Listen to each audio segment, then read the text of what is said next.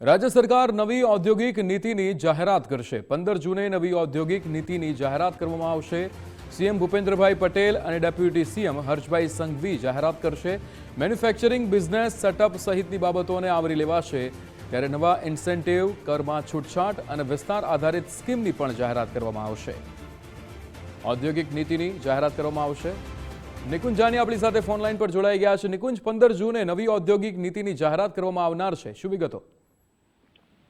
પાછલી રાજ્ય સરકારની ઔદ્યોગિક નીતિની જે સમય મર્યાદા હતી તે પૂર્ણ થઈ રહી હતી અને લાંબા સમયથી નવી ઔદ્યોગિક નીતિની જે ઉદ્યોગકારો છે તે રાહ જોઈ રહ્યા હતા।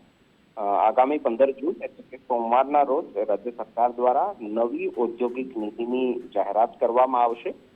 મુખ્યમંત્રી ભૂપેન્દ્ર પટેલ, મુખ્યમંત્રી હર્ષ સંઘવી નવી ઔદ્યોગિક નીતિની જાહેરાત કરશે।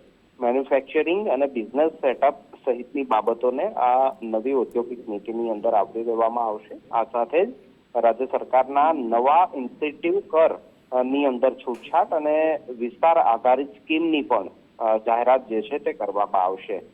આગામી ઔદ્યોગિક નીતિમાં ઇઝ ઓફ ડુઇંગ બિઝનેસને વધુ સરળ બનાવવાનો પ્રાવધાન હશે। આ ઉપરાંત અદ્યતન ઉત્પાદન ક્ષમતાને પ્રોત્સાહન આપવાનું અને એમએસએમઈ ક્ષેત્રને વધુ મજબૂત કરવા માટે પણ જે બાબતો છે તે આ નવી ઔદ્યોગિક નીતિની અંદર ઉલ્લેખિત કરવામાં આવશે।